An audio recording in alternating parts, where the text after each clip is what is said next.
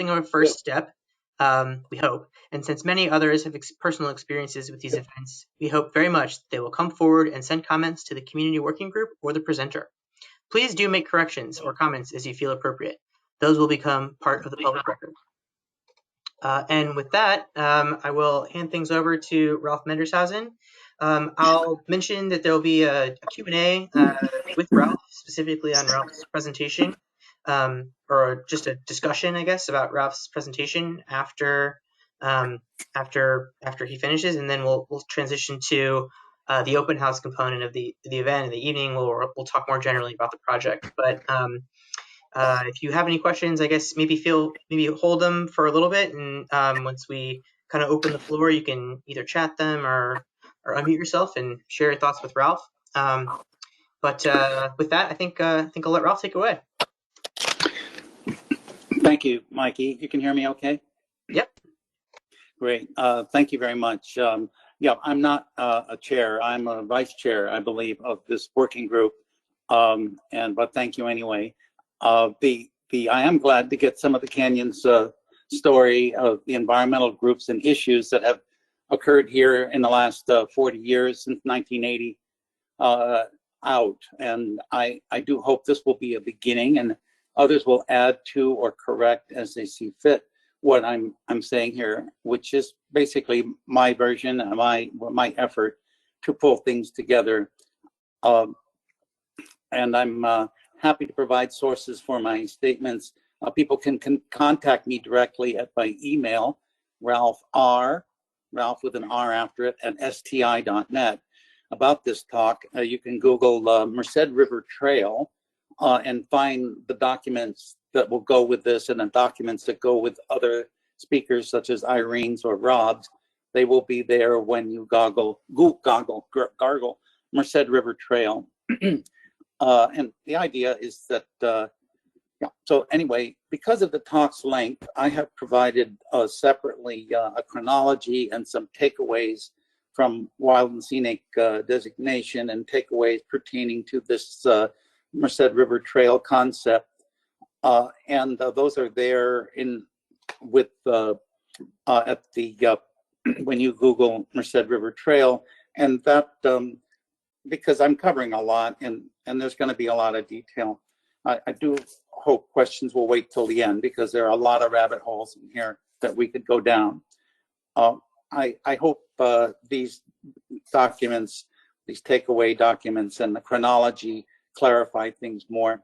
I could not avoid some overlap in them. I'm not going to read them.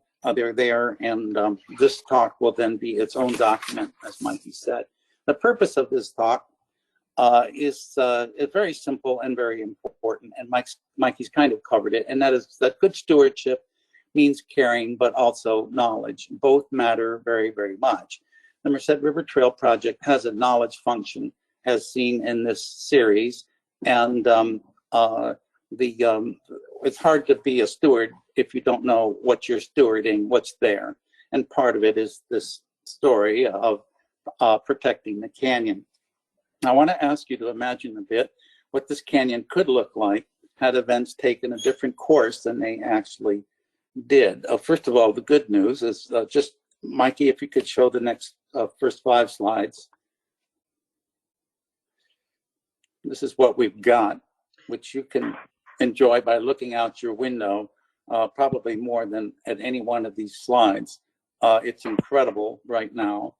And I'm so glad I'm not the one trying to make these things come up. Oh, fine.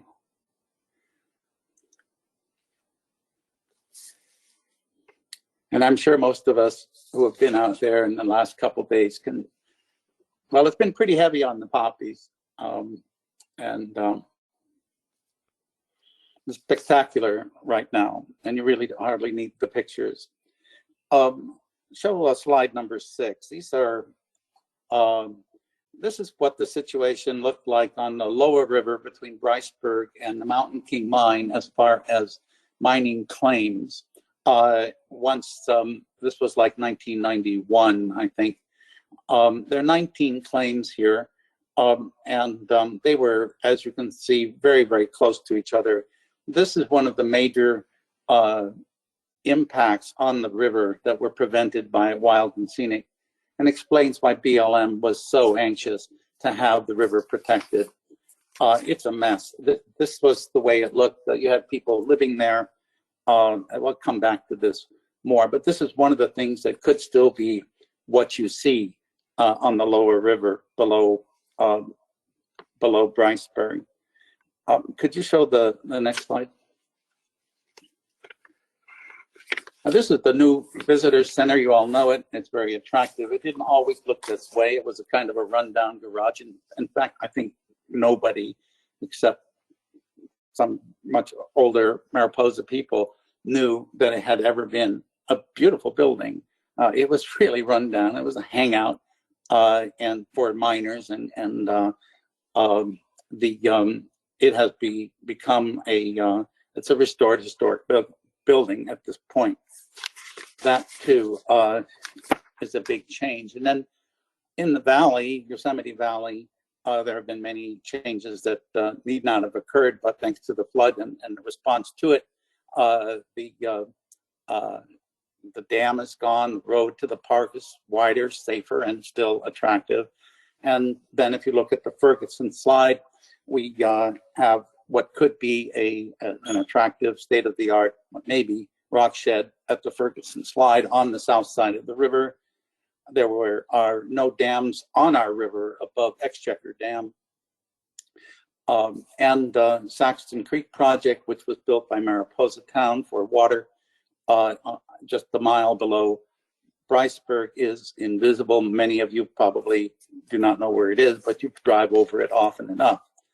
That didn't have to be. It could have been above ground. There's no mining or dredging anywhere at this point. Dredging has become illegal in the state of California. BLM has a firearm rule, at least below Bryceburg, no shooting in the corridor. There's no flooding of the Wild and Scenic River above Lake McClure Reservoir. In other words, it is a Wild and Scenic River down to the 867-foot level of Merced Irrigation District's reservoir called Lake McClure. That too has been avoided. MID has wanted to raise the level of the water there above 867 feet. There are issues today, for sure, and that is a good measure what brings us together, and that the trail is getting more and more use, in part fueled by the increased day use in the park. It has radically changed the nature of the use of the park in the last 40 years. I'm going to go back now to the Merced River and Dams and the Merced Canyon Committee, the period 1983 to 87, and then move forward. Some background to that. The Arab oil embargo of 1973, it was the oil crisis, brought home to Americans a sharp sense of vulnerability and dependence in energy production on foreign sources. And one response was the Public Utility Regulatory Policy Act of 1978. It was to encourage new hydro development with significant financial incentives, even on smaller streams. When this response was applied to the American West, it produced credible threats to previously undammed river segments, entire rivers like the Merced and its South Fork, and even creeks. It was a new open season on the remaining wild rivers of the West. The Federal Energy Regulatory Commission, FERC, FERC, was screening dam proposals and was strongly inclined to improve them, and pretty much always did. And many hydro projects began to proliferate in neighboring Madera County, where a fellow named Jerry Fisher formed a group called Save Our Streams. Jerry was a very gutsy fellow, and he was an inspiration, with a profound distrust of hydro developers and the Forest Service's often perfunctory review process. The natural result for those who cared about the wild rivers for recreation, beauty, and enjoyment was to seek to protect the rivers and creeks in their natural free-flowing condition. Along the larger waterways, they eventually turned to the National Wild and Scenic Rivers Act of 1968, which have been passed by Congress to protect at least some of our remaining wild rivers from becoming just a series of wide wet spots with bathtub rings. Today, under 0.25% of our river miles in the United States are protected by that act. And many of those protected river miles are in California. In California, 1% of California's river miles are in the national system. We're way out in front. The Merced River was added to this system in 1987 by act of Congress, and that was signed into law by Ronald Reagan. There was a caveat. There was a lower river was added 5 years later, but essentially the project, the crux was the initial act of 1987. I should note, though, that when we started out in April of 1983, we really only knew one thing, and we wanted to do everything we could to prevent a dam on the South Fork of the Merced. We did not know how. The Merced Canyon Committee was formed in Mariposa County, the county containing Yosemite. The Merced River and its South Fork both originate on the flanks of Triple Divide Peak. Oh, great. Hold that slide for a while. In Yosemite. Merced Canyon Committee began in Mariposa in 1983, but we soon began meeting in private homes in El Portal and eventually set up our funky so-called office there. Later, we usually met at Cedar Lodge. MCC always had strong support in El Portal. MCC is testimony to what a very few determined people can do in a relatively short time, despite a political system that is not designed to move quickly. The immediate threats to the Merced in 1983 were partly mini hydro, but Merced Irrigation District posed the biggest challenge on the wild and remote South Fork of the Merced. This was a proposal to take and that's what you're seeing here, is that MID, Merced Irrigation District proposal. And note that the rectilinear lines are the park boundary, and then you've got the curvy line of Highway 41. You would have seen that reservoir from the highway. I lost my place. This was a proposal to take what Merced area farmers viewed as wasteland in Mariposa County, or they often described as just nothing but rattlesnakes, and turn it to productive use by building a dam that would produce electricity revenue for MID. They were not interested in water supply because the water all went to Merced anyway. The large resulting reservoir would have backed up to the Yosemite boundary and been visible from Highway 41. Mariposa County, however, was very interested in the water. In January 1983, the county's Board of Supervisors went on record, first of all, opposing MID, their project, because they saw it as a threat to a large water claim that they had on the South Fork, on the flow of the South Fork. Something like 112,000 acres, a huge claim, not a right, but a claim. Something soon changed, however, and they signed on to MID as MID's partner in the project as a means to an end. Mariposa had never proposed a meaningful way to exercise its water claim. Mariposa developers, the local paper, local supervisors generally were all for the dam if it brought water to a dry place. And Mariposa history is basically about being a dry place. It was a constant problem for mining and development, and that included real estate in the more recent time. Actually, plans to get water from Mariposa out of the South Fork go back to the early 1850s. So they were very extremely interested in getting water out of that river, even though they didn't know how. River advocates chose to fight the dam because the South Fork watershed was pristine, wild, roadless, and possessed of many other remarkable features: wildlife, fishery, botany, archaeological sites, and history. The dam project was also most audacious from an engineering standpoint, given the very steep terrain and complete total lack of existing infrastructure, no roads. The park management, Yosemite management, was dubious about so much development on their western edge. And of course, there's another concern in the area. Could you show the next slide? Yeah, and this is the Ferguson Fire, but it certainly could have happened had there been a large, that entire project up in the canyon. You're looking from Devil's Gulch, up above Devil's Gulch, looking down into the South Fork Canyon. Up that is what it looked like almost a year after the fire, 3/4 of a year after the fire. Not a total burn, but pretty severe. And you can imagine what would have happened to roads, machines, had they been up in that canyon.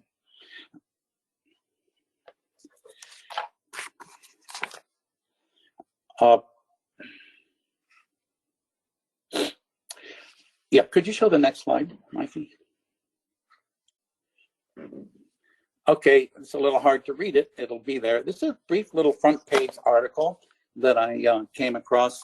It announces the meeting Steve Bataille and I held in El Portal. It was probably our first meeting of any sort, public meeting. It says there were 80 people there. I'd totally forgotten about this meeting, but already at that point, there was considerable interest in El Portal for the matter. We did not use the name Merced Canyon Committee at that point, and there was no mention of Wild and Scenic. We were basically just standing up and yelling and talking about how this was something that should not happen. It was not long before the threat to Yosemite's rivers was further compounded by Mr. Joseph Keating. His El Portal project involved taking Merced River water out of Parkline, at Parkline itself, so right at the park boundary. He wanted to have some kind of tube in the river to take water out, and then generating power down below at Dry Creek, often using the greater part of the Merced River's flow. His project was subsequently joined by other smaller ones downstream. The struggle for our wild rivers morphed with our inclusion of the main Merced, that was made painfully obvious and necessary by Keating's totally outrageous project. And it was right there by the road, right? In hindsight, Mr. Keating probably did about as much as anyone to protect the Merced River from people like Joe Keating. It was colossal. The spectacular and roadless South Fork of the Merced was and is quite literally wild and scenic, but it is largely unseen. Go over a bridge and that's it, unless you start walking. The main Merced, by contrast, was easily enjoyed by tourists on their way to Yosemite on Highway 140 and was quite suited for wild and scenic designation as a recreational river. That's one of the classifications. The protection of the South Fork and then the main stem was endorsed by every leading environmental organization, and even in a postcard from Ansel Adams personally at the end of his life. We were very lucky in our timing, as it turned out.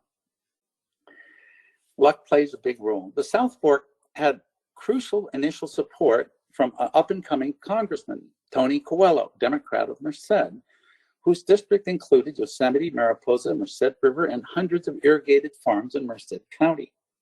He appeared drawn to support the South Fork because he had a different position on the Tuolumne River dams that were also proposed by irrigation districts. And he wanted to show that the South Fork was a good wild and scenic river, while the Tuolumne was somehow different.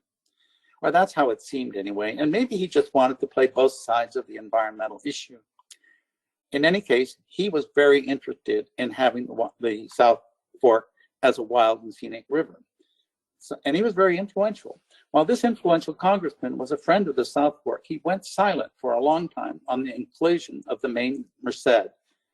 And that really was something that the Merced Canyon Committee had to work very hard on to achieve the inclusion of the entire Merced, as well as the South Fork, into the wild and scenic system.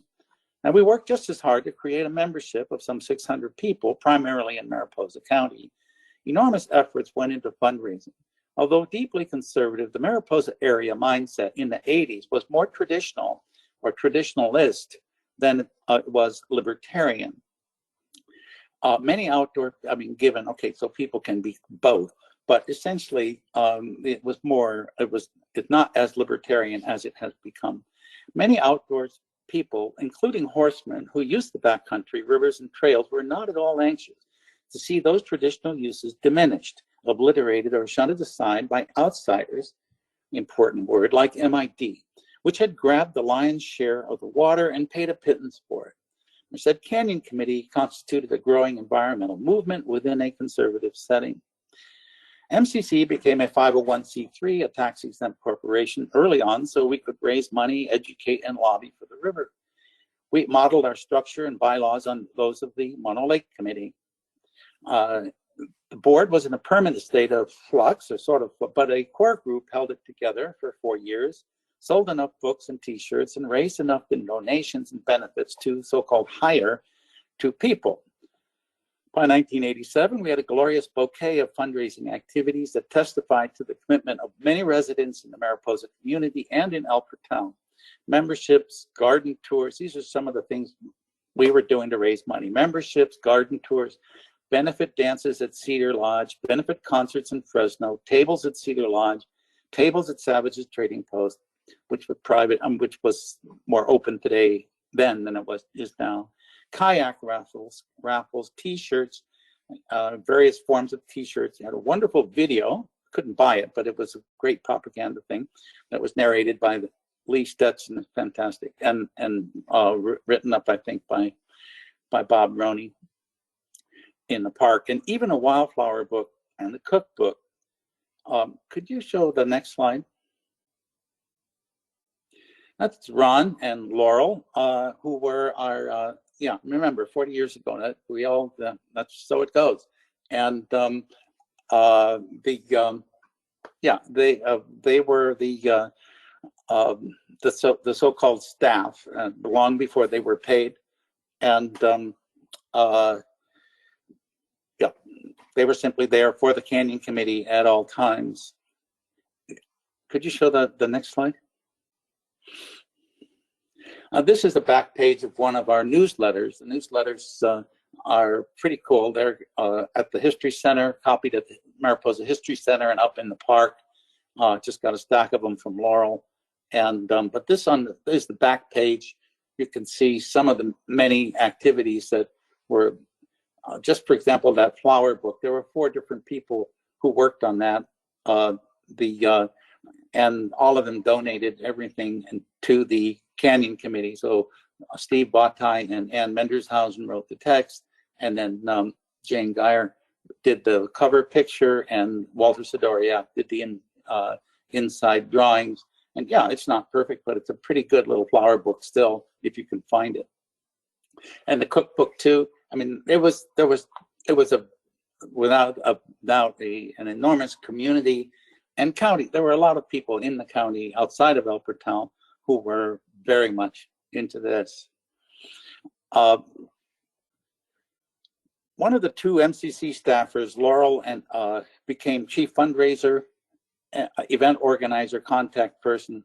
Our other lead advocate, analyst, and eventually executive director was Ron Storr.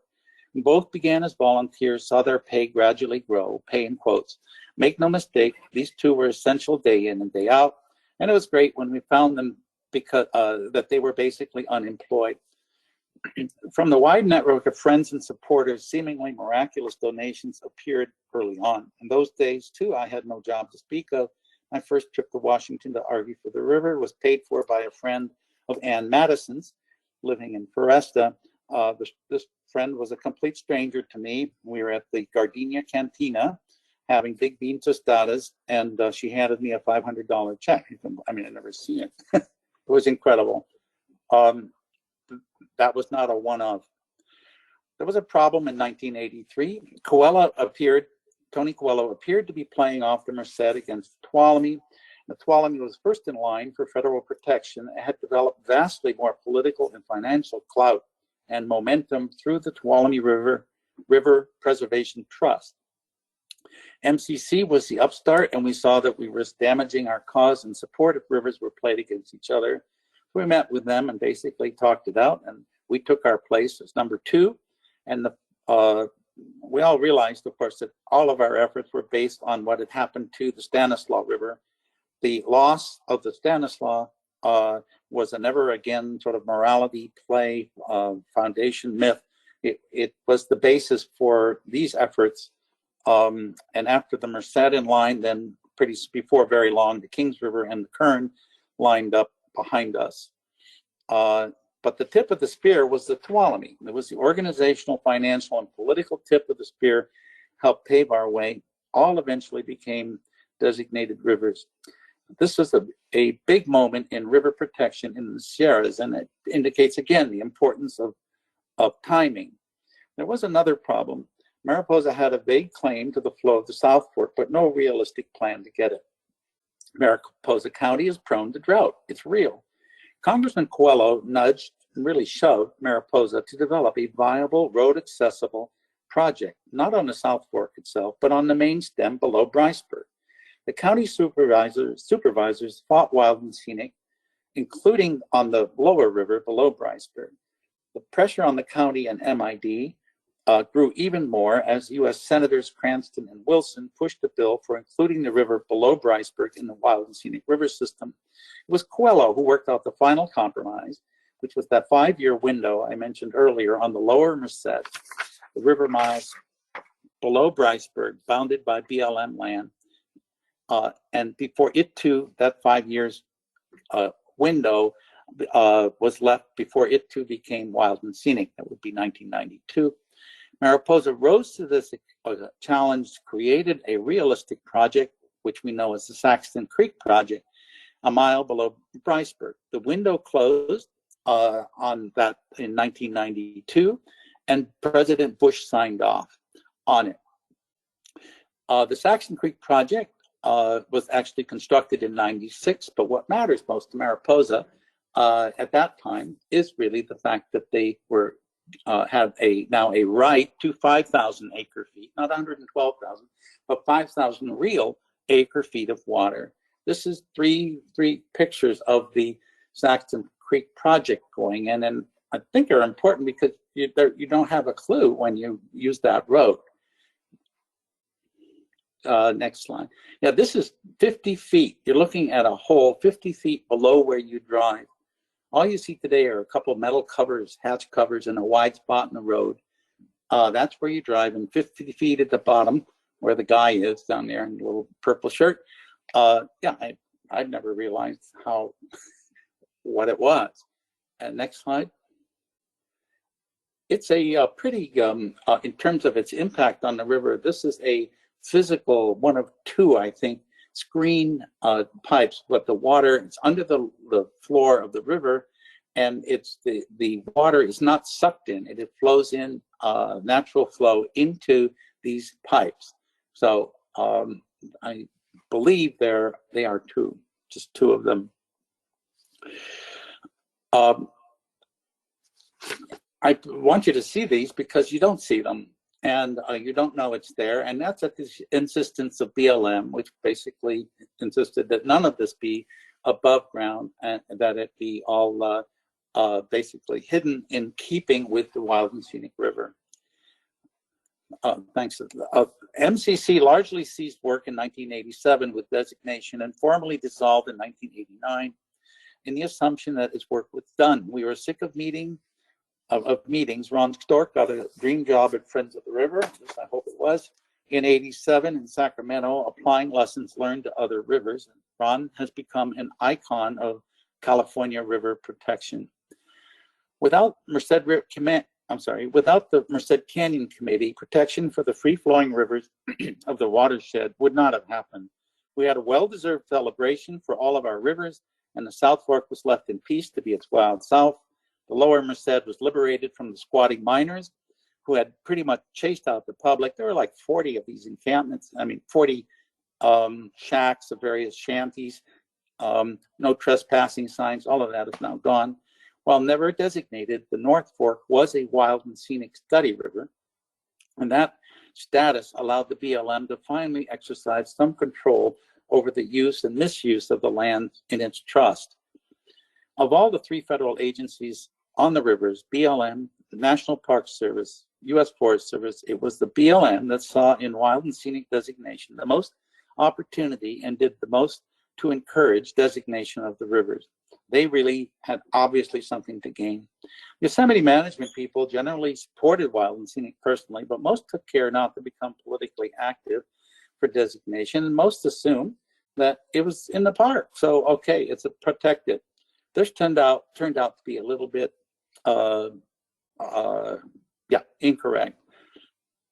People in the Merced Canyon Committee were always aware of the remarkable recreational features of the Merced River Trail. The Merced Canyon Committee newsletters often mention the trail. And in her testimony to the House Subcommittee on Public Lands in April of '87, Laurel Anderson said, an old railroad grade provides access all year long to people of all ages for a variety of recreational activities, hiking, camping, wildflower, bird studies, fishing, swimming, and whitewater rafting. The aftermath of the Great Flood. Talk a bit about that in 1997. I'm largely going to skip over, it was 14 years of litigation, but I want to say that the previous and subsequent Yosemite National Park management was painfully slow to grasp and accept the nature of their legal responsibilities to their rivers under the National Wild and Scenic Rivers Act. It is embarrassing that the park management itself became for a while something of a threat to the river, and that it took 3 lawsuits by 2 really dinky local groups, Mariposans for the Environment and Responsible Government, Merge, and Friends of Yosemite Valley, to bring this about. In its defense, the Park Service, one could argue that this was new legal and planning territory. The plaintiffs used a scattershot strategy against the NPS, hoping something would stick, and it worked. Their underlying premise or fear seems to have been that NPS was using a sort of crisis capitalism approach. That is, it was using the flood crisis to expand access and with it unacceptable impacts. I can't say that was particularly successful, but it was something of a conspiracy theory. Friends of the River had good reason to fear lest the many obstacles, and it's often described as just throwing spaghetti at the wall, see what sticks, that the many obstacles the plaintiffs were throwing at the NPS would create problems for future river protection. For that reason, Friends of the River never supported the lawsuits by Merge and Friends of Yosemite Valley. Took a more temperate middle ground. It wasn't like they really in every way opposed them, because after all, there was a problem of addressing wild and scenic that the park had not done. The proximate cause, the January flood had wrought havoc on the infrastructure of Yosemite Valley, road system, sewer system, turned the Cascade Dam into a river hazard. They embarked on urgent repairs with no wild and scenic river plan. BLM had prepared such a plan already, as had the Forest, but NPS had not. I've talked to various individuals involved in those suits, and come pretty obvious that the river overall benefited greatly from the contention and the ultimate resolution. It took a very long time. It seems to have been a good thing for the river that it was that it was litigated. Most urgent repairs were not significantly delayed by the process. Judge Anthony Ishii, a Clinton appointee in the Ninth Circuit, required the NPS to abandon its assumptions that the river would be taken care of simply by virtue of inclusion in the park. He granted the park permission to carry out emergency repairs only, but obliged them to carry out a formal planning process for the wild and scenic Merced. Eventually, NPS got it much better, if not all right, and paid the plaintiffs' legal costs. Yosemite lessons in river planning became useful in other plans and other parks. Yosemite process has not become a disincentive to river designations in other national parks. Resultant plans did not resolve all long-term issues such as carrying capacity, but it did raise that matter on the orders of the Ninth Circuit, and it raised it in the context of the Wild and Scenic Rivers Act, because Section 3D1 of that act says that designated rivers, the managers of such rivers, have to address user capacity. That opinion held the plan's earlier iteration had failed to adequately consider the values of the river in conjunction with user capacity. And that thorny matter of user capacity remained today, and it's connected with Wild and Scenic River. Meanwhile, Merced and the park are healthier for wetland restoration at Camp 6, removal of parking areas from near the riverbank, and meadow restoration throughout Yosemite Valley. The National Park Service also has a monitoring plan in place and incorporated Wild and Scenic River Act into its environmental compliance program. These are just some various pictures from the park of revegetation and restoring riparian habitat and removing invasives. Okay, the next topic I want to touch on is the South Fork Merced Wilderness Area. Again, briefly, around 1999, Senator Barbara Boxer decided that she would sponsor a major new California wilderness bill protecting well over 2 million acres of existing roadless areas. It seemed only right and proper to me that the Ferguson Ridge and Devil's Gulch roadless areas that constitute the bulk of the South Fork watershed should be part of that bill. The area is about 47,000 acres at elevations that are underrepresented in our wilderness system. I worked closely with Boxer's office and California Wilderness Coalition to develop a reasonable map of what would be included and designated. I also began a dog and pony show of sorts to build local support. All seemed to go very well for the concept at first. After all, I reasoned the area was roadless and no longer exploited for economic activities such as grazing, logging, and mining. So why not call it what it is, wilderness? Would it not be a feather in our regional cap? National Park, Wild and Scenic River, wilderness. Well, it blew up in my face. Looking back, we can see that the conservation possibilities of 2000 were radically less than in 1983. Ronald Reagan's presidency and a sagebrush rebellion against perceived overreach by agencies of government led to a dramatic explosion of public anger against increasing wilderness in the county of Mariposa. The most potent weapon in this pushback campaign was the fervent belief that in the event of wildfire, agencies would not and could not promptly fight the fire because of its wilderness designation. It was a conflagration of misinformation that lost no significance for being unsupported by any fact. Once ignited, though, it was fanned and became unstoppable disinformation, and it really worked. As you know, the same area burned in the Ferguson Fire without any help from wilderness designation. The anger and panic about possible wilderness designation rolled into the new board room of the Mariposa supervisors in January 2002. It took the form of a jam-packed, standing room-only mob of angry citizenry convinced that protection would surely lead to the incineration of Jerseydale while the U.S. Forest Service dithered about wilderness. The board quickly resolved and voted that it wanted no new wilderness designation in the county, even though it is Congress that designates wilderness. Patty Riley, who was Art Baggett's successor as supervisor, was the lone opponent. Lee Stetson, her successor in District 1, also supported wilderness for the South Fork. That boardroom uproar looked like a lot like mob rule, but there were some more concrete concerns about wilderness. One is mechanization. Okay, ATVs is one thing they couldn't have, but bicycles also, mountain biking, were excluded from wilderness areas by Forest Service regulation. And Forest Service regulation, furthermore, would not allow chainsaw use. Park Service has different wilderness rules than Forest Service. A more fundamental flaw, however, in the project was the lack of significant Mariposa political support for the idea outside of Albertown. Dianne Feinstein, our other California senator, insisted on the importance of acquiring local support. And in a nutshell, we never got it, and she never signed on. The takeaway, wilderness effort achieved a very prominent place for the South Fork watershed on a very big wilderness wish list that never went anywhere. There, or at least most of it, there was no major threat to the watershed at the time besides some unauthorized ATVs and poaching in very close to the park line near Wawona. So there was nothing like a major mining or hydro proposal, so there was no equivalent of Keating's El Portal project. And that mattered.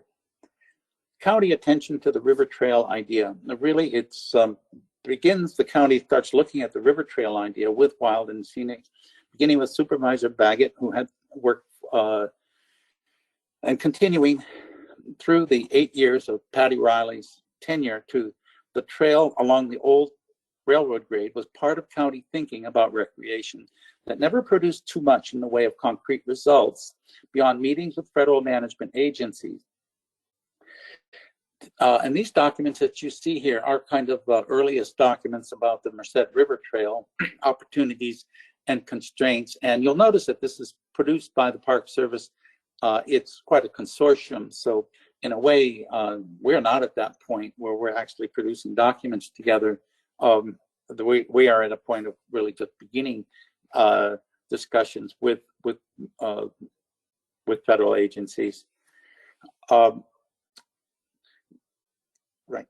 Today, it has the subject has received much more local attention, public attention, with the formation of the Merced River Trails Community Working Group and its outreach outreach under the supervisors and planning. The main stumbling block to past efforts for the trail has always been a lack of formal access through Miller Gulch in the U.S. Forest Service portion. That hurdle to a through trail remains significant today. Negotiations have resumed, but they're still preliminary, and are now complicated by contamination and fire damage, which could affect the quality of the river. Probably do. At the water quality. It should be pointed out that despite the great benefits over 40 years of the Wild and Scenic Rivers Act for Mariposa County, of which just one is the Saxon Creek project, the Board of Supervisors and county organizations like the Chamber of Commerce and the Economic Development Council have never gone on record to say that the Wild and Scenic designation has been a good thing for Mariposa County. Why not? It's overdue. It has been a good thing. It should no longer be controversial. I think we can safely say it, and it puts everybody really on the same page that this foundation for the canyon is a consensus. And I think the supervisor should do something like that. Come to the Ferguson slide. The unstable north end of marvelous, thank you. Shook loose of the north end of Ferguson Ridge shook loose on April 2006, obliterated the section of Scenic State Highway 140, altered the river channel. This in turn resulted in a decline in Mariposa's primary economic engine, tourism.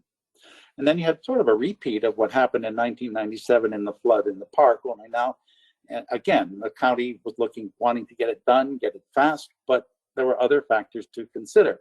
And we're still looking at the emergency fix in March of 2021. This fine slide there. You can't see the abutments, but they're right in the river.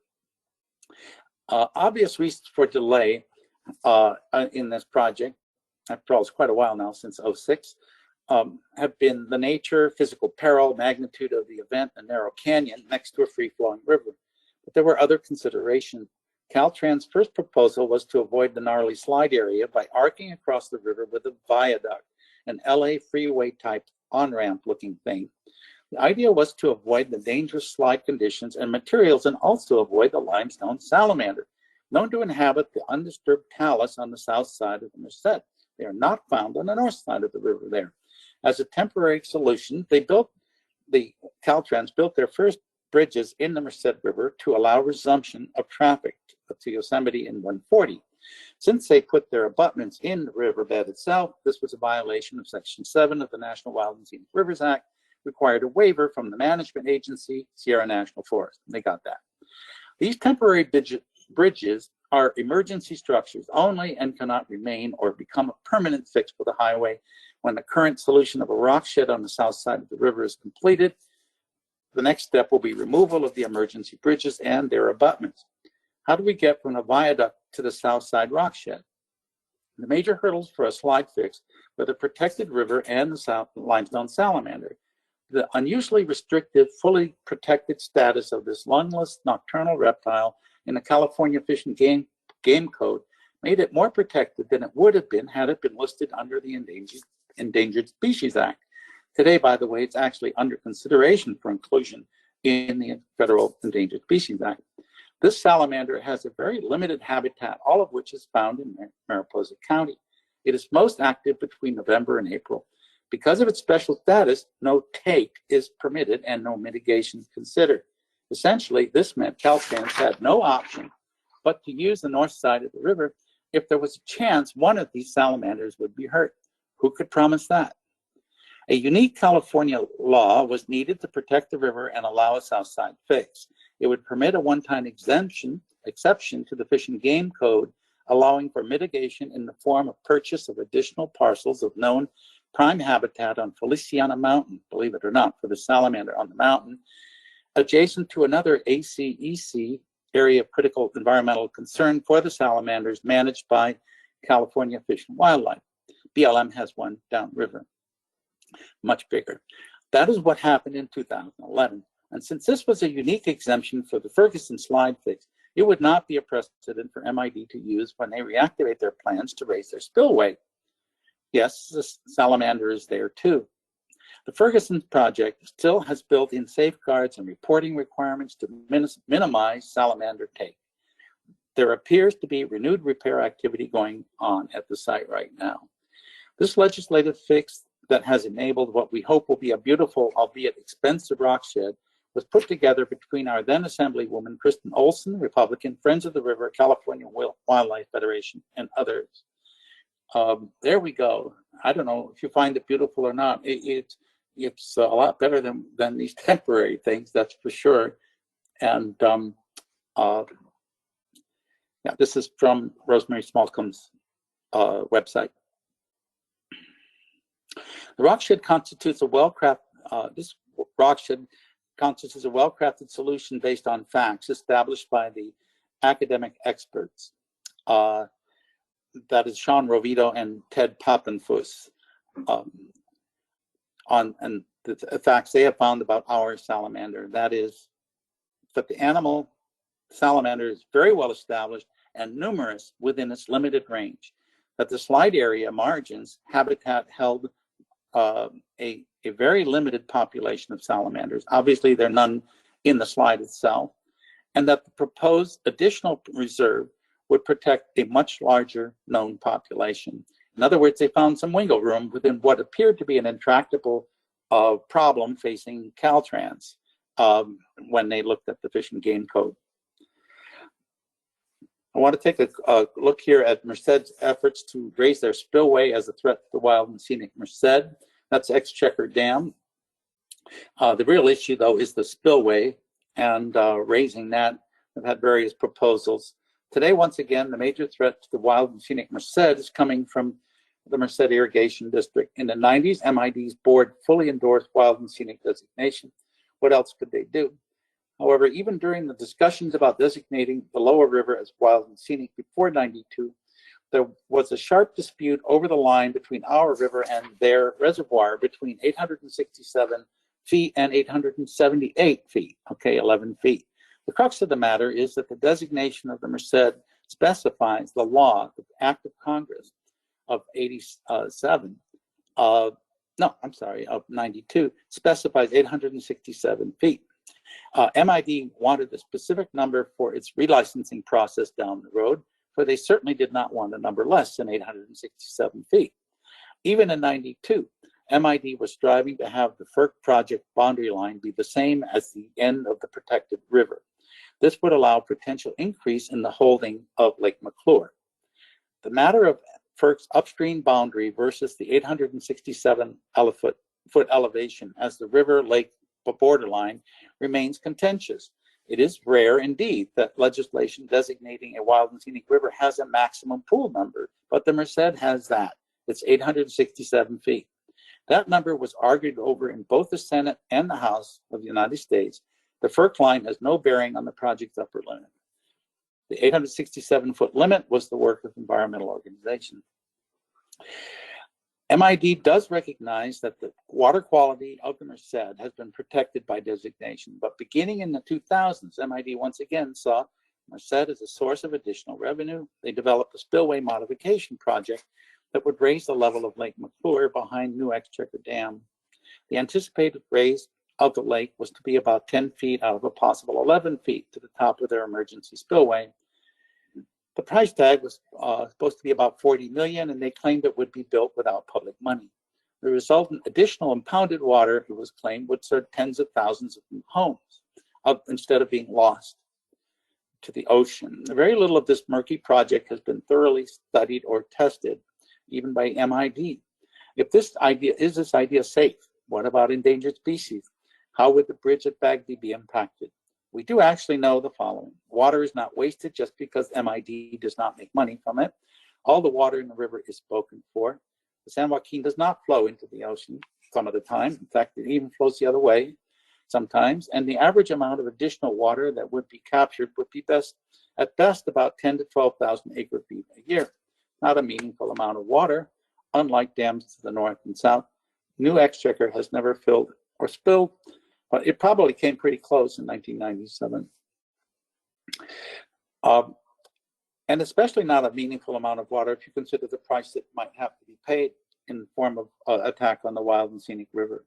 A raise of the ungated spillway by any amount necessitates permission to stop the flow of the Wild and Scenic River at a new elevation. By pushing back the reservoir into the designated river a half-mile, MID's project violated the core principle of the National Wild and Scenic Rivers Act. And when MID included its spillway project with its proposal for relicensing in 2009, BLM properly declared the project illegal. And relicensing is life and death for MID. So they simply dropped the spillway change and the illegal lake level change and turned to politics to do that, and then continued with the relicensing. Many bills have been introduced to dedesignate the last half of the Merced River in order to pave the way for the little benefit MID would receive. They have passed Republican houses without fail. They've all been championed by one or another of our Republican congressmen. The district itself, now restructured, our congressional district, is as solidly Republican as it once was Democratic, but the Republicans have changed. Congressman Tom McClintock is the current representative for the district. He's a Tea Party stalwart, a staunch supporter of President Trump. He's also a libertarian, sees his first job to be deconstruction of federal management of public lands. This makes him a reliable opponent of federal policies on use of public lands and waterways. It may be that MID is just in this idea of the spillway raise for the money. To get this, however, they have entered into an alliance with politicians who are out to strip away public protections for public lands and waterways by agencies such as the Forest Service and BLM. While the MID and dedesignation, for MID, the dedesignation of a piece of the wild Merced may or may not be a regrettable necessity, for McClintock and his kind, weakening the Wild and Scenic River system is an end in itself. No designated National Wild and Scenic River segment has ever been dedesignated. The MID Merced River Spillway project, built or not, profitable or not, safe or not, will be preceded by such a dedesignation. There is no question that the politicians pushing this idea will use the precedent to further weaken the National Wild and Scenic Rivers Act 1968. And they could well go after other similar rivers. So it's about precedent. The last thing I want to touch on here is the relicensing of MID's facilities. It's a very bureaucratic and lengthy process, but it ran from 2009 to 2014. It was still not fully run its course because of a lawsuit between the State Water Resources Control Board and some environmental groups, and on one hand, and MID on the other hand, over water quality, which is also about fish, salmon, and the releasing of water for fish. MID would rather not. And for our purposes, though, the critical pieces are securely in place in that relicensing. And these are a series of steps jointly agreed upon between MID and BLM. These are called 4E agreements. And those at this point are locked in. The only people who could change that would be a BLM. That is going to, and the first step in that that is BLM's step, is to construct a bridge of some sort at some point on the North Fork of the Merced River. So that kind of covers my overview of environmental organizations and issues on the Merced River. Be happy to take do what I can with questions. Thanks, Ralph. Yes, if anybody has any questions, feel free to just unmute yourself and then ask, and then if you could maybe remute yourself just so we don't get any feedback. You could also chat your question for Ralph or your comment for Ralph in the chat box here, if you'd like. So did Mikey just say look at the chat box? Yeah. Okay.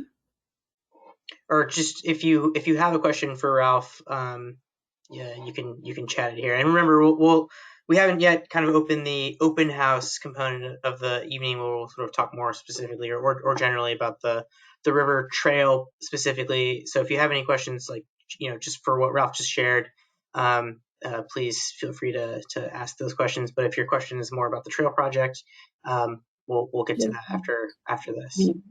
Got a comment here from Ben Goger. Amazing job, Ralph, past and present. Here's a question from David Campbell. How does the North Fork Bridge proposal work with wild and scenic designation?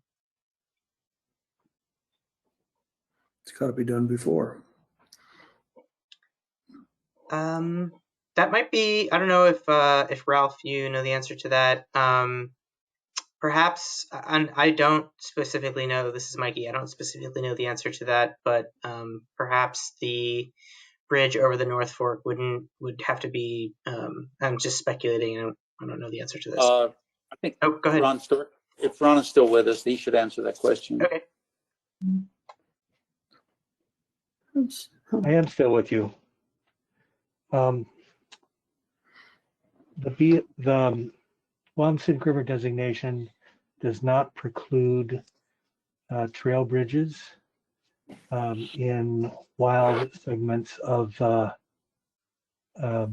system, which is what that would be, since that's unroaded. So BLM doesn't have a perspective, nor do most people have a perspective that a trail bridge would be necessarily a violation of the National Wild and Scenic Rivers Act. Great, thank you. David, does that help you? Yeah.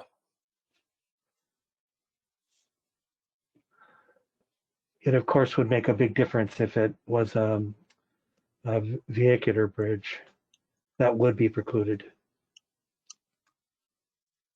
in the wild components of the system.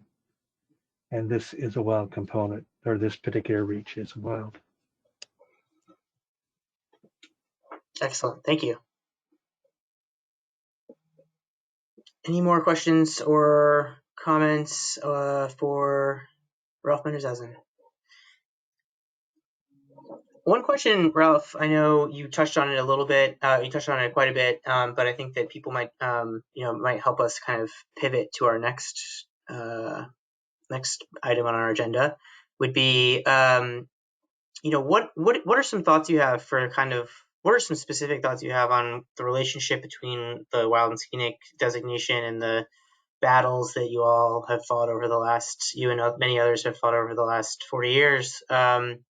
What are some of the specific kind of takeaways or connections to the trail project, or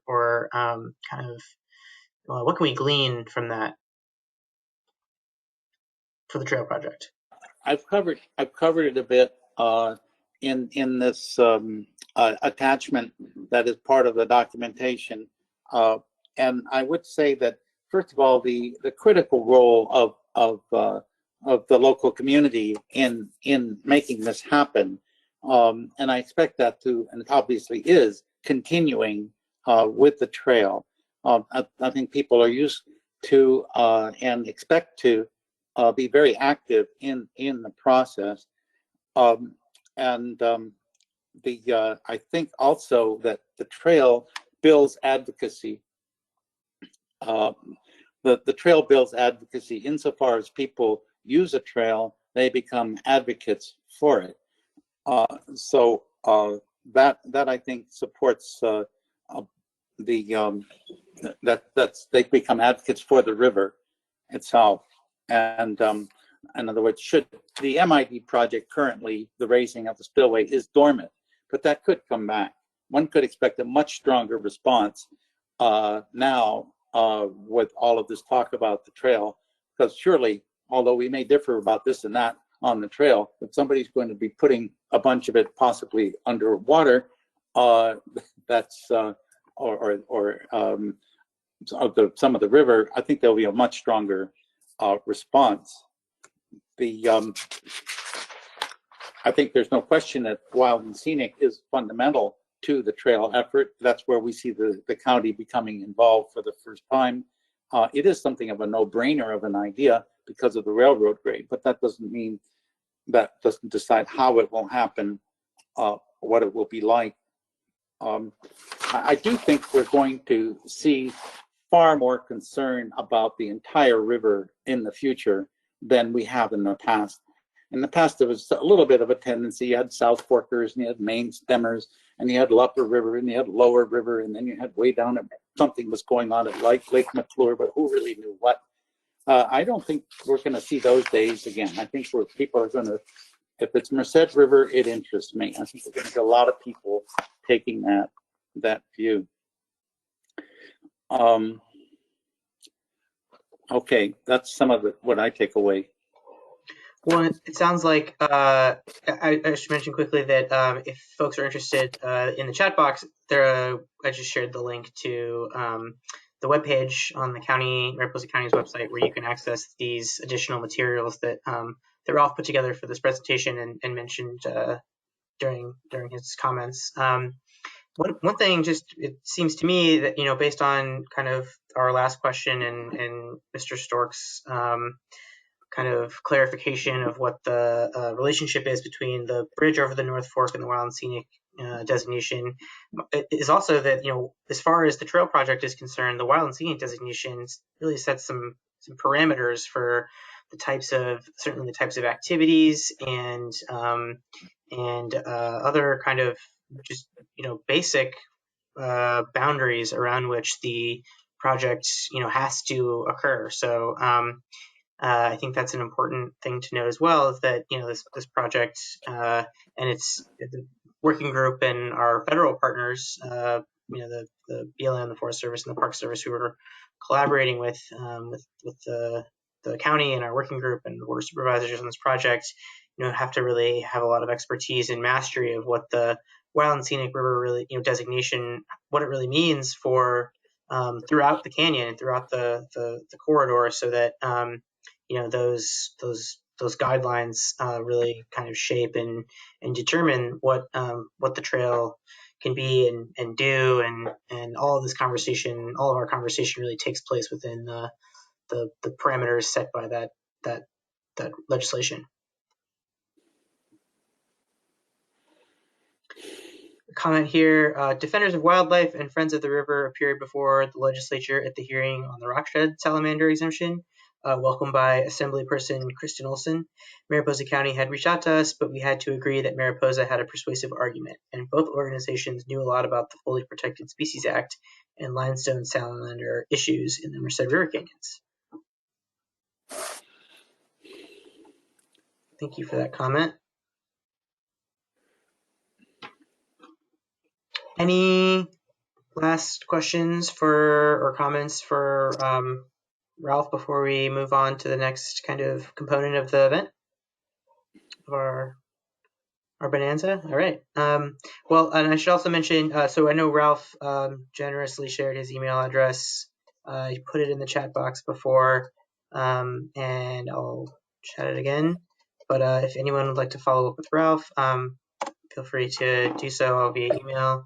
You can also, of course, email me at that email address. But if anybody, we'll move on and have a little bit more of a free form conversation, or if anybody wants to take a stab at relating kind of what some of Ralph shared and to the River Trail Project or the Trail Project in general, that this is a good opportunity just to sort of engage with the county staff like myself, or the community working group members. So for this, I'll gladly hand things over to Supervisor Rosemary Smallcombe.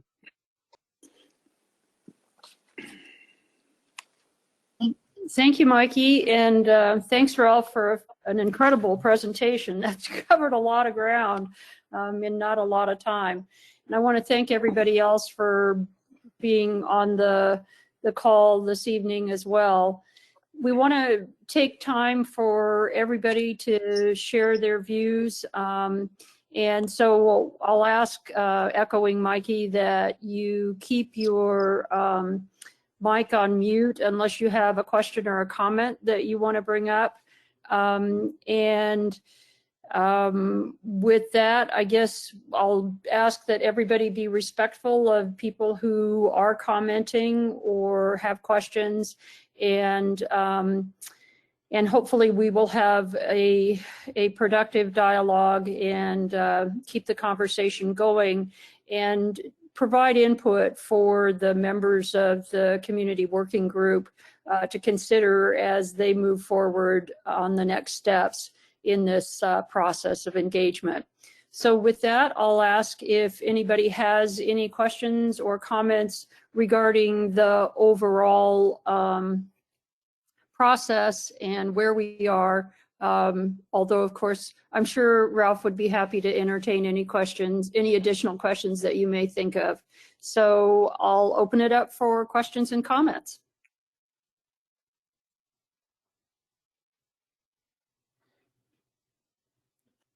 I'll make the comment, Ralph, that is that, if I may, to say that I think one thing I personally hope for very much is Mariposa County commitment to the Wild and Scenic River, and that that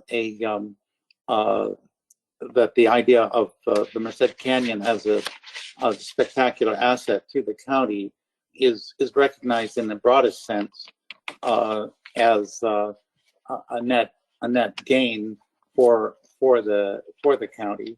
And so I see this participation by planning this community working group as a new departure for Mariposa County, which I want to support.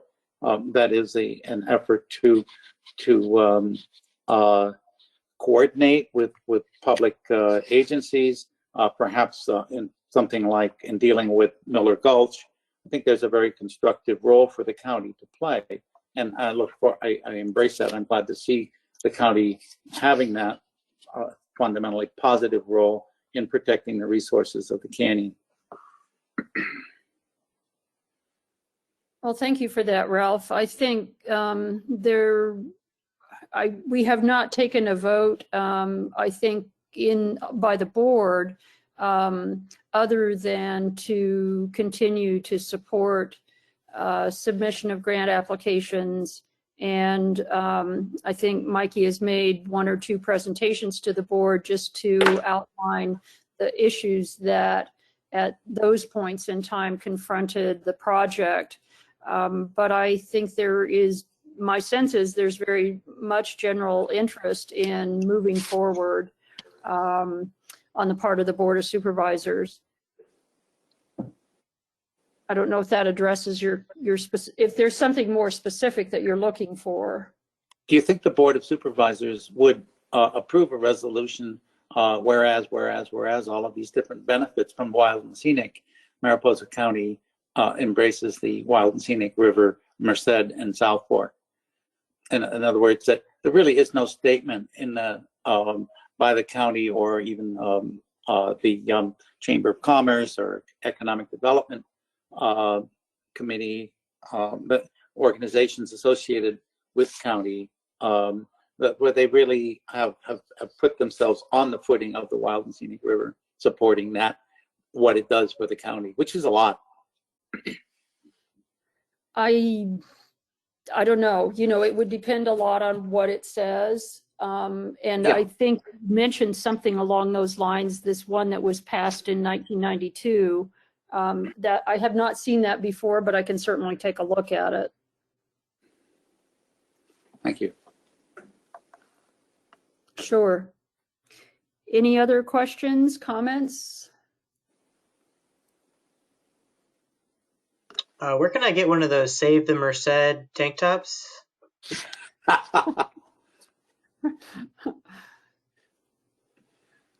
So these books and are all out of print. The T-shirts are collector's items as well. Question from David Campbell. I saw that the survey on project goals that was previously posted is now closed. Are public comments still accepted?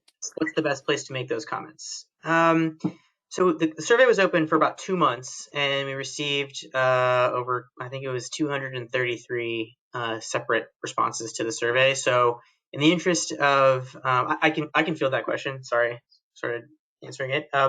But yeah, so we in the interest of beginning to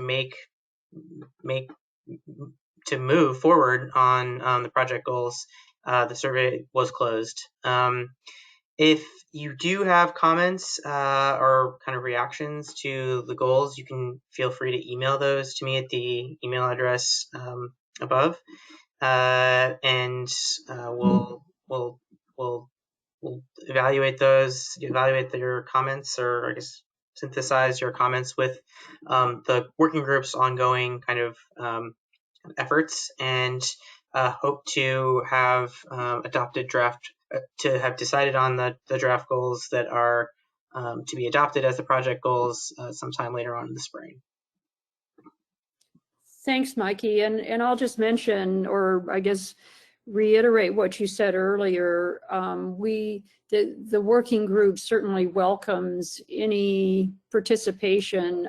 The meetings are almost always the third Thursday of the month at about 10 o'clock, and you can go to the Merced River Trail page on the county planning department website to find out specifically when it's going to be and how to connect with it. But we absolutely encourage people to attend the meetings and to provide written comments.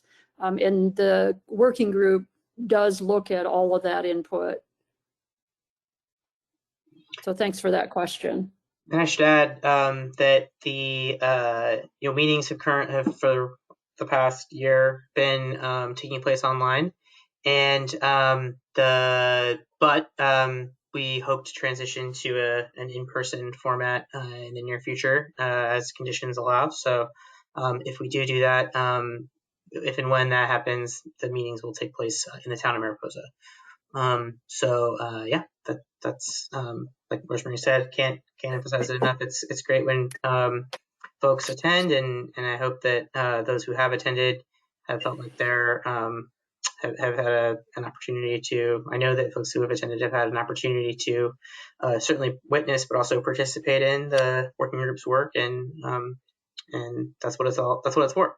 So, Mikey, I see that yeah, Ken Shea has put a question in the chat box. What are the recommendations on horse use along the trail? And recommendations seems like a bit more formal term than I think we are able to, I guess, there are conversations, but not recommendations. But Mikey is the planner here, so I'll let him comment on that.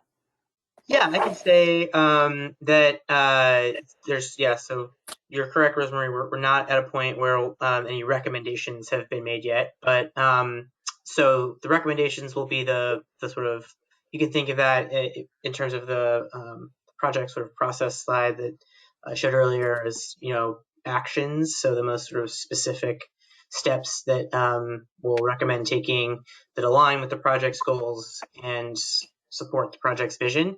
So we haven't adopted the goals yet, so we don't yet know exactly which actions are going to be the most effective at achieving them. So that's one comment, or one response, one part of a response. The other part is that the trail is conceptual. Well, the trail is thought of as, but also required to be multi-use in certain areas, but non-motorized. So that would align with some amount of stock use, horse use, and equestrian use in certain areas, if not the entirety of the trail, just based on the what likely will be a route that goes, only exclusively through public land, where those are the requirements. But don't yet know enough about the route or what the community's priorities are for where and how that multi-use use occurs to say with any definitive certainty what the specific recommendations will be. I'd add to that we just don't know yet. We haven't come to that yet, Ken. Right. So it's still very much a public engagement, taking input, and thinking about how we might move forward. Again, continuing to solicit public input as the committee has discussions. And I see Will Fassett has a question, what additional public support the working group trail organizers might need in addition to feedback.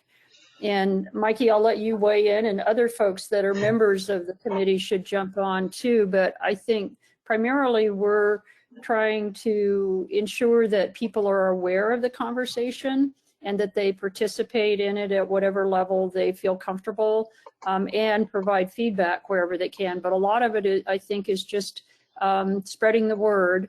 And I think, Mikey, do you want to mention that the committee has, as of the last meeting, which happened to fall on a Friday, that there will be a couple openings on the committee working group, assuming the Board of Supervisors approves the request. Yeah, that was going to be the one thing that I said, but and I'd certainly prefer to turn it over to the working group members to respond to that great question. But the thing that I can add is that the working group members did recommend or are interested in adding 2 additional members to the group, so 2 additional voting members. So there would be 11 voting members versus the 9 that we currently have. So that is a board. An action that has to be taken by the Board of Supervisors, so it has to go to the Board of Supervisors. And the soonest that can happen is April 13th. But we anticipate that being the case, at which point we'll be welcoming applications from folks who qualify or from folks to join the ranks. And so that's one way. But I think it'd be great if Ralph or Jeff Gabe or Jessica Thompson or Wendy Brown, who are here on this call, who are members of the committee. If you all have any suggestions or thoughts for Will Fassett as to how you think the community can support the working group's work and kind of continue to support this planning effort, in addition to providing feedback, that'd be awesome.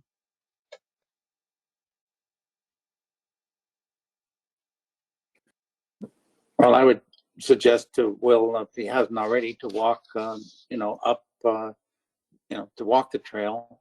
And the more people who know it well will know what the issues are about what the trail is currently like in different places, what's feasible there, what's not, what kind of things might take a minor adjustment, and what involves major undertaking.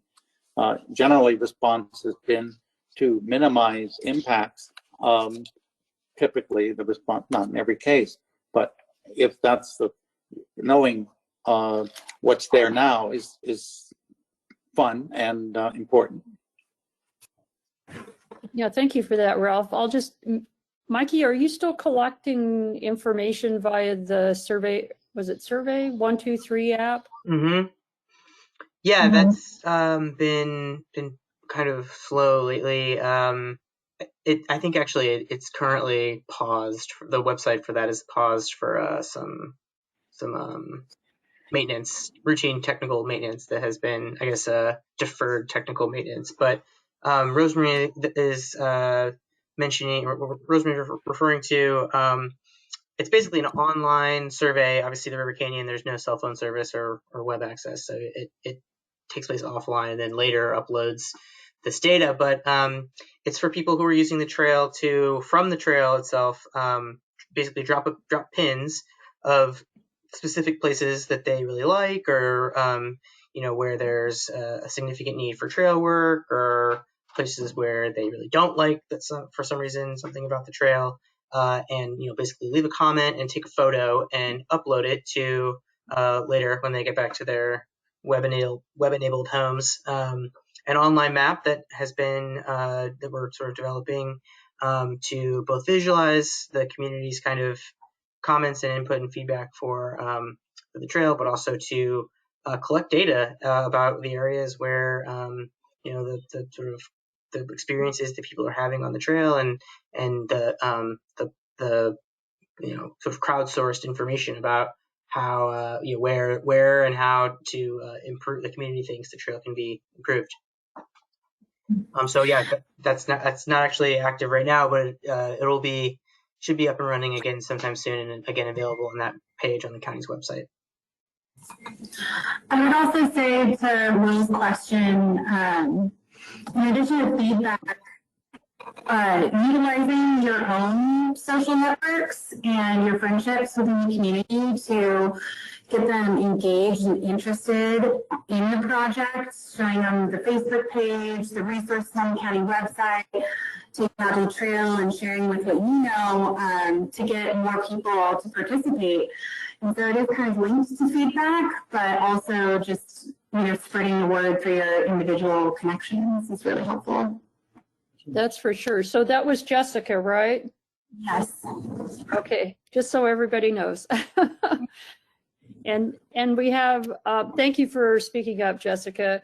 And I hope other members of the committee will feel free to comment on any aspect of this, and in particular, as Jessica was saying, spreading the word is really important, but other ways that people might contribute. And I see Molly Stevens, I think, she's asking, how will science, biological, social science, recreation, ecology inform the implementation, restoration, and any proposed enhancement of existing or new trail? Yes.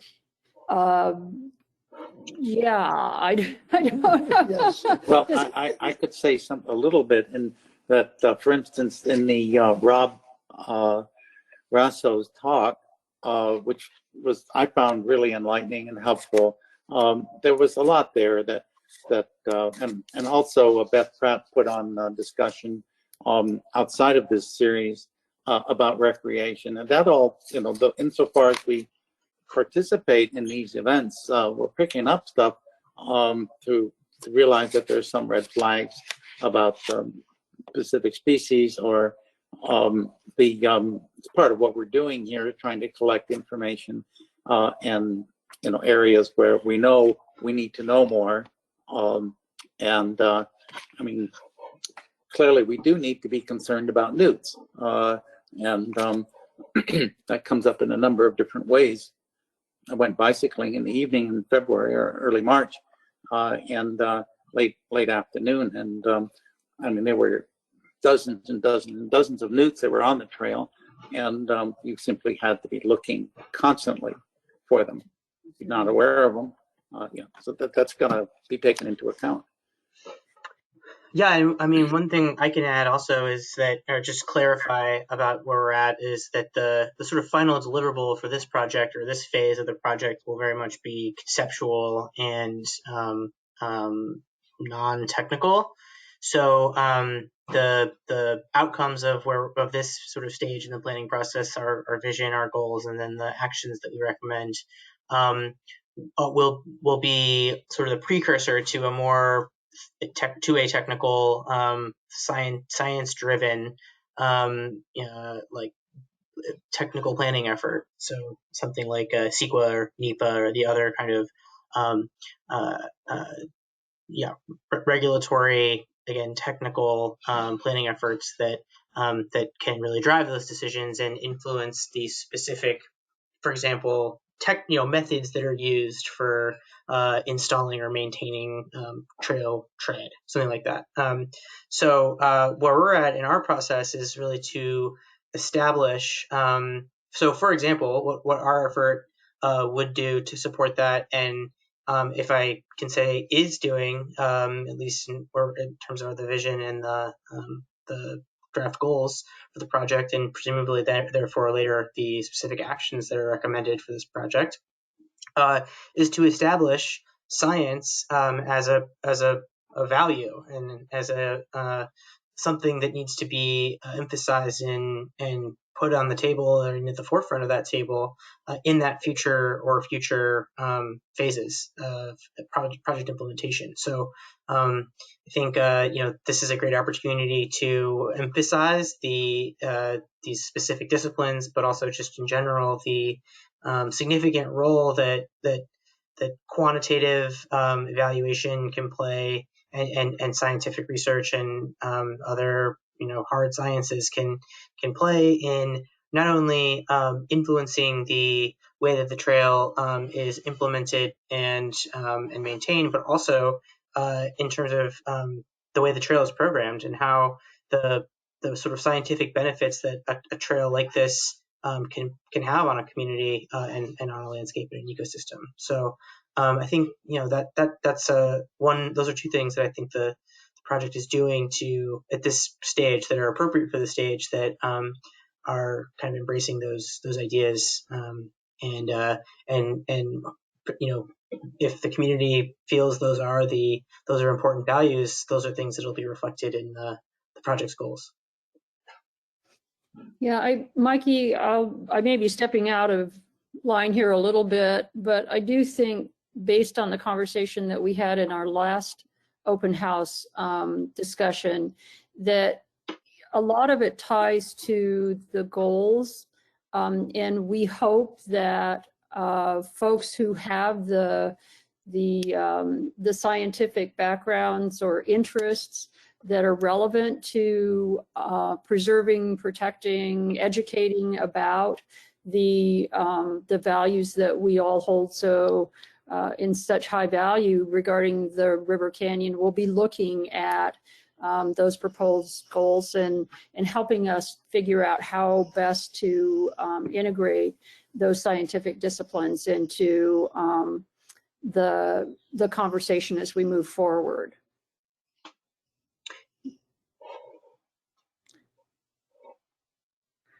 So there's also someone, Mariposa Museum, who is saying, my general concern as a community is always the impact of opening up these natural areas to increased human traffic, and what is the plan to address related concerns 10, 20, 30 years down the road? I don't know how to talk about 10, 20, 30 years down the road.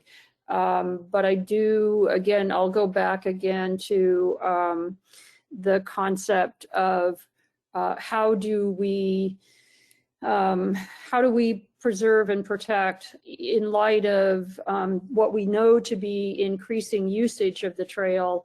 How do we continue to manage it in such a way that those values that we appreciate so much are not adversely impacted? Yeah, this is Mikey. I mean, I can speak to a couple of things here, which is that I think you'll find, Mr. or Miss Museum, that the community working group and the community in general very much shares your concerns and your perspective, and that the notion of the vision statement, which I just clicked through, but is really explicitly engaged with this idea of well, I can open it.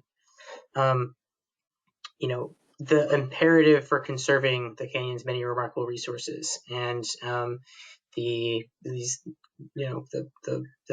importance of not only mitigating the potential impact of increased usership, but also of contributing through the trail project, actually contributing to the longevity and the stability and the health of the natural area that it passes through. So, or that it occupies. One thing, just if you have seen, these are the project's draft goals, and I can't emphasize this enough that none of these have been adopted, and likely, certainly the final project's goals that are adopted will be slightly different than what you're looking at here. But this is just to give you a sense of, again, if you haven't seen this already, the potential goals that have emanated from the working group and that are being shaped and influenced by public input. How many of these really, I think, resonate or align with this concern that you've expressed here, and it's very much a essential component of the project and the planning effort right now is to identify strategies for solutions for resolving the potential that the increased human traffic might have on the landscape and ecosystem and the communities also that where the trail finds itself.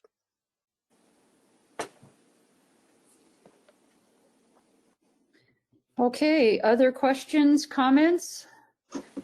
Ralph, again, just to say, I think that in response to what Molly is saying about the science and input of, we have UC Merced close by. I would expect over time, well, and probably already, I don't know, that there is going to be a significant amount of input being made available as research is done on the canyon, different aspects of it. I would sure hope so. Well, since Molly left the county and went to work for UC Merced, there's some hope of what you're Well, suggesting. maybe it was a leading question for her. Yeah, maybe she was looking for a grant. No. I don't think so. But she was our grant writer, so you might be right. It's a good strategy. Anyway, yeah, good one too. Other questions, comments?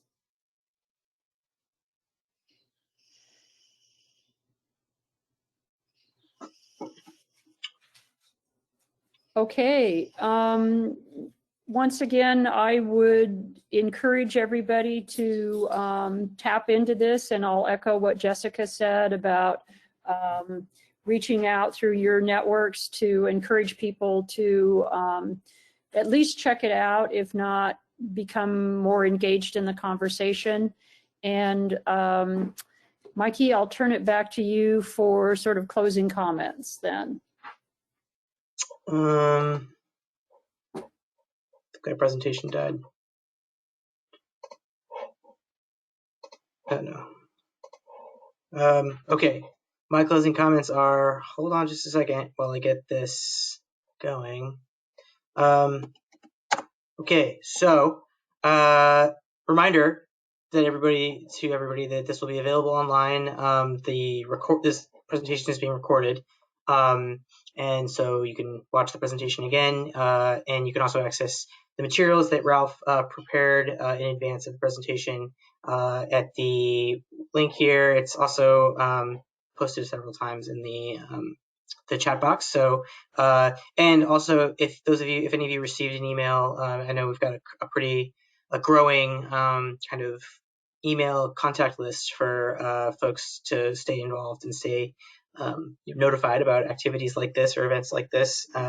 So that the link to where you'll be able to find all these materials, as well as the materials from previous presentations, is available there in that email. But I should mention also that if you'd like to be added to that distribution list, please feel free to reach out to me at this email address, which is also posted in the chat box and available on the Mariposa County website. And then please stay tuned and in touch about future meetings. We're rolling these out as quickly as we can with speakers and presentations that are relevant and hopefully compelling to you and interesting to you as you think more about the project and its sort of relationship to the county, and also learn more about learn more about your neighborhood and your surroundings and the public lands that we have here in the county. So yeah, please feel free to reach out, and super grateful for everybody's time and questions. These really thought-provoking and awesome questions, and hope you all have a great rest of your evening. Thanks, everybody, and especially thanks to Ralph. Great presentation. Great presentation. Thank you. Okay. Get out there.